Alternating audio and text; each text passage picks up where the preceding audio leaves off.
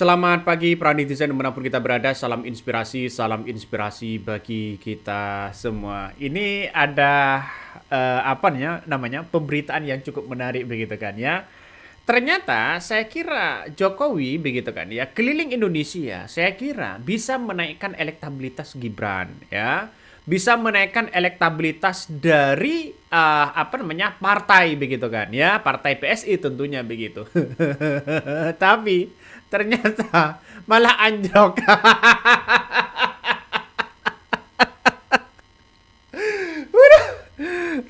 ternyata ternyata begitu kan, anjlok ya.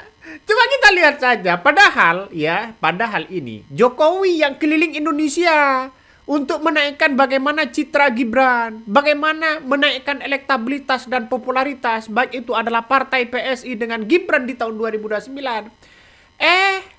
Malah yang naik Anies Baswedan dan Deddy Mulyadi. Aduh, malah yang naik itu adalah partainya Anies, Gerakan Rakyat. Malah yang naik itu adalah popularitas begitu kan ya. Hasil simulasi begitu kan, secara terbuka top of mind justru Anies Baswedan ya posisi di ketiga dibandingkan dengan ya seorang Gibran. Gibran Raka Buming Raka itu urutan ke-6 jauh. Setelah Anies ada AHY ya, setelah AHY masih ada Ganjar begitu. Baru setelah Ganjar Ibu Gibran, setelah Gibran ada Bu Sherly, ada Profesor Mahfud MD. Nih salah satunya ya, takut dikira saya itu menyebarkan hoax begitu. Coba lihat ini begitu kan. Inilah simulasi dari top of mind ya, yang sudah yang sudah bisa dianggap kredibel begitu kan ya. Prabowo itu 23%, ya Deddy Mulyadi 21,7%, dan Anies Baswedan 11,5%. Dan posisi Gibran di urutan ke-6, yaitu ya Gibran Raka Buming Raka 3,9%. Masih jauh di atas Anies Baswedan. Benar kan yang saya tebak kemarin begitu? Di konten-konten selanjutnya, di konten-konten sebelumnya saya sudah katakan, kalau Gibran ini tidak dipilih oleh Prabowo Subianto di tahun 2029, satu-satunya untuk bisa mengalahkan Prabowo yaitu gandeng Anies Baswedan. Anies Baswedan punya popularitas, punya kekuatan begitu kan ya, dari segi-segi pendukungnya. Makanya yang saya katakan sejak awal begitu kan, mengatakan Gibran itu butuh Anies Baswedan. Kenapa Anies Baswedan menjadi top of mind begitu sampai 11,5%, sehingga Gibran ini 3%. Kalau digabungkan bukan tidak mungkin akan memenangkan kontestasi Pilpres di tahun 2029. Partai PSI semakin naik. Ya, ini kalau bersama dengan Anies Baswedan. Kan? Sudah saya katakan begitu kan. Apalagi ini ya PSI begitu kan. Coba kita lihat saja begitu kan. PSI itu di sini disebutkan bahwa Partai Solidaritas Indonesia 1,9%, jebol bos. Yang kabarnya begitu 4,4% kalau nggak salah ya, mengalahi dari Partai Nasdem, Partai PAN. Tapi di situ Partai PAN itu justru 5,1%, di bawahnya ada PKS dan Partai Nasdem paling terakhir. Artinya apa? Artinya bahwa ini sudah melampaui sudah melampaui survei-survei yang ada begitu kan ya. Gerakan Rakyat saja 0,5%, bukan tidak mungkin akan mencapai 1,2% atau bisa 4% begitu. Nah, penggabungan inilah perlu matematika dalam survei. Dalam survei itu untuk menaikkan elektabilitas, baik itu adalah pendukung dari Gibran, baik itu adalah partai PSI, jalan satu-satunya adalah harus gandeng dengan Anies Baswedan. Itu paling potensi.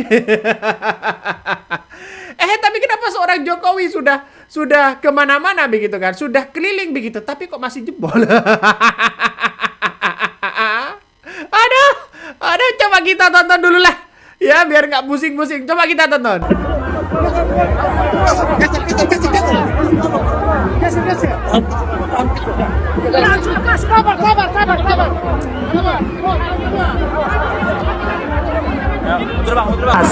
Dengan hormat kami mengundang Bapak Sekjen. Selamat sore dan selamat datang Bapak Raja dari PSA dari Pacitan. Nah, itulah Jokowi begitu kan. Padahal sudah main raja-rajaan begitu. Aduh, sudah main raja-rajaan ya masih aja tetap PSI tidak naik-naik. Udah. Ini gimana begitu? Ini gimana? Kan agak lucu pada akhirnya, Bos. Ya. Jadi yang sekarang ini yang pilihannya begitu kan. Ya, Prabowo ini pilihannya hanya dua. Kalau nggak Deddy Mulyadi yaitu Anies Baswedan begitu kan. Pilihannya tidak ada lagi begitu selain itu. Kalau masih mempertahankan Gibran ya wallahu a'lam begitu kan. Nggak tahu lagi nih begitu ya. Karena sudah jelas ya di depan mata bahwa posisi Anies Baswedan ini sangat-sangat luar biasa sekali begitu kan. Potensi-potensi untuk menang bisa saja terlaksana di situ begitu. Dan sosok Anies Baswedan itu bukan hal yang kemudian baru ya sebagai tokoh, tapi digemari anak muda ya, apalagi mahasiswa, terus kemudian menjadi inspirasi sebagai tokoh nasional, sebagai tokoh politik, sebagai tokoh teknokrat begitu kan. Ini kan menandakan bahwa Anies Baswedan masih punya potensi. Ini coba kita tontonlah.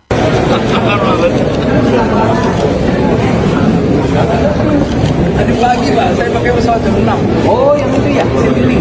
Citylink yang ada di bawah. Saya Pak, Bapak pakai. Kamu udah bagus namanya. Emang tuh mau jadi program. Iya, yang saya dengar.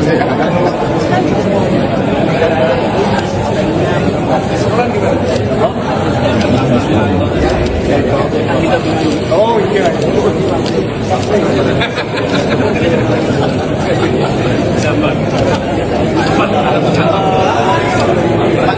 Lagi itu apanya? Asisten. Timur sini kan ekonominya timurnya Pak. Nah, itulah ya sosok Anies Baswedan ya. Bang, kok Anies Baswedan, Bang? Yang dibahas kok Anies Baswedan? Mana Gibran, Bang? Coba bandingkan dengan Gibran. Wih, ngeri banget ya. Coba Bang bandingkan dengan Gibran. Mana kegiatan Gibran? Ya banyak muncul ya spekulasi dan narasi-narasi ya. Coba Bang tunjukkan mana posisi kegiatan Gibran hari ini, Bang. Sepil dong kata netizen. Ya, kalau mau disepil nanti ya gimana? Coba oke lah. Saya sepil aja biar nggak lama-lama. Seperti ini. Dapat ibu warga sini kan? Ya. Sepil mana? Semuanya hanyut. Ya. Yang kita tulis. Sepil mana? Bingung kan? Dapat. Itu belum dapat. Sudah didapat. Ya, belum. Ya. Makanya saya langsung Data udah masuk kita. belum ada. Saya udah ke Pak Marwan Kabupaten belum ada nama. Kan gaji yang ini yang Ya. itu nggak mungkin nggak ada. Belum dapat. Nggak apa biar saya monitor dulu. Masukin aja ya Pak. Siap. Biar saya monitor. Makasih. Tunggu ya Bu ya. Nanti pasti dibantu kok ya. Ya, harusnya Boleh biar saya udah monitor. ini. Harusnya sudah. Dapat ibu warga sini. Nah, kan? Sudah ditayangkan begitu kan. Ya meskipun ya ada yang mengatakan masih kebingungan dan sebagainya gitu. Ya wajar lah begitu kan. Makanya banyak sekali narasi-narasi di berbagai media sosial. Kenapa? Safari politik dari seorang Joko Widodo alias Jokowi ini begitu ke sejumlah daerah dinilai belum mampu mendongkar elektabilitas Partai Solidaritas Indonesia. Survei Indonesia Political Opinion atau EPO itu begitu kan ya. Pada bulan Juli ya 27 Juli ya sampai 3 Agustus melakukan survei dan menunjukkan secara elektabilitas dan popularitas ya PSI ini tetap stagnan di angka 1,9% dalam simulasi pemilihan ya partai untuk DPR RI.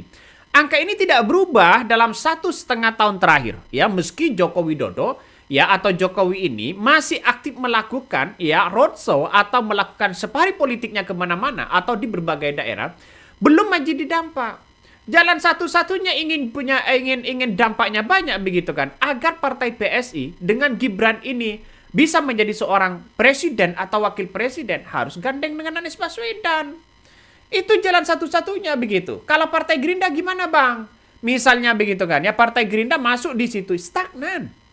Kenapa? Karena pendukung-pendukung Prabowo ini dia punya kepentingan sendiri begitu kan dibandingkan dengan kepentingan-kepentingan di mana ya sekarang ini Gibran begitu dan pendukung-pendukungnya begitu. Dan pada akhirnya tidak solid ya. Itu yang kita lihat. Kalau digabungkan pendukung Gibran sama Anies Baswedan, saya kira ini tambah solid begitu kan, ya. Jadi saya kira dengan adanya seperti ini, orang-orang akan melihat bahwa survei-survei Gibran kok seperti itu, survei-survei dari PSI kok seperti itu begitu kan, ya. Secara kalkulasi, ya, partai PSI 1,9% masih jauh begitu kan. Terus gimana? Ya, wallahu alam begitu kan. Gimana wallahu alam. Karena yang saya lihat ini persoalannya adalah partai PSI ini nggak tahu lagi begitu kan ya. Apakah ini akan tetap dipercaya oleh masyarakat itu atau tidak? Kan itu yang paling penting ya. Itu atas kepercayaan itu kan sangat penting sekali begitu. Wallahu alam begitu kan. Banyak yang kemudian mengatakan bahwa wah kok seperti ini. Apalagi komentar dari mantan pendukung dari seorang Jokowi mengatakan begini.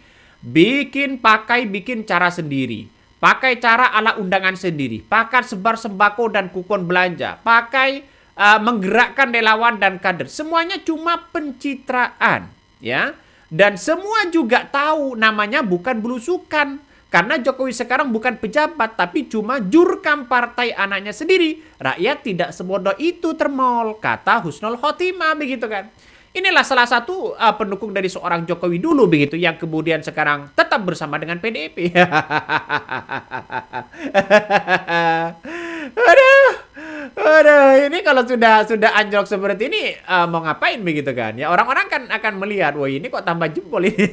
Berarti kan safari politik dari seorang Jokowi itu kan hanya dianggap bahwa ya hanya para pendukung mereka begitu. Secara tidak langsung bahwa ya dari kader PSI, dari pendukung mereka belum murni muncul dari gerakan rakyat. Gerakan rakyat seperti apa yang bisa mempertahankan bagaimana seorang Jokowi tetap dicintai? Jalan satu-satunya adalah kalau bukan sembako, ya pendekatan secara emosional begitu. Kecuali banyak sembako, ya kasih kayak dulu kan.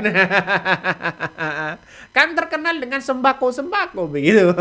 Itulah yang kemudian banyak yang mempertimbangkan itu. Banyak ada yang mengatakan mending Deddy Mulyadi elektabilitasnya tinggi, bisa menguasai Jawa Barat, ya, bisa menguasai misalnya Jawa Timur ada orangnya misalnya begitu kan. Jawa Tengah ya biarkanlah PDIP begitu. Waduh, ini nampaknya seru begitu kalau berbicara seperti ini ya. Jokowi bisa momen ini. Coba kita baca komentar-komentar dari netizen terlebih dahulu. Ini banyak sekali begitu. Ini, sampai kiamat hanya kecurangan dan kelicikan yang mampu memenangkan seseorang penipu. Maksudnya bagaimana ya? Bukan belum mampu, sepertinya sih udah nggak mampu lagi ya. Bisa jadi mungkin rakyat sudah semakin cerdas. Semoga rakyat memang harusnya semakin sadar. Betul. Masyarakat hari ini cerdas. Di negara demokrasi modern ini begitu, tidak lagi mengutamakan bagaimana pencitraan, bagaimana masuk gorong-gorong, bagaimana nanti belusukan sana sini. Sudah tidak ada zamannya. Kenapa? Karena di demokrasi modern itu ada masanya begitu kan ya. Masanya sekarang itu adalah ya bagaimana pemimpin itu berpihak kepada rakyat, baik segi regulasi, kebijakan, bagaimana sekarang apa-apa bisa semakin turun. Itu yang kemudian dilihat oleh warga, oleh masyarakat. Sekarang coba kita lihat saja di kepemimpinan Presiden Prabowo Subianto, ya. Apakah ada kemajuan atau tidak? Apakah nanti di berbagai daerah begitu kan ya, atau bahan-bahan pokok di berbagai daerah apakah hanya stagnan dengan harga seperti itu? Nah, ini yang kita lihat. Banyak sekarang ini mempersoalkan masalah MBG, gara-gara MBG dan sebagainya begitu kan ya. Padahal kita tahu MBG itu program bagus begitu kan. Tapi kebijakan dan regulasinya perlu ditata ulang karena kita lihat saja masih ada nuansa-nuansa ya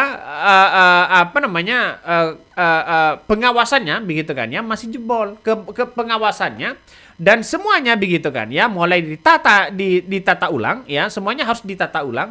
Karena mau tidak mau ini MBG ini kan anggarannya begitu fantastis. Ya, inilah yang diharapkan oleh masyarakat bahwa jangan hanya bahan-bahan pokok naik lalu kemudian dibenturkan dengan gara-gara makan bergizi gratis.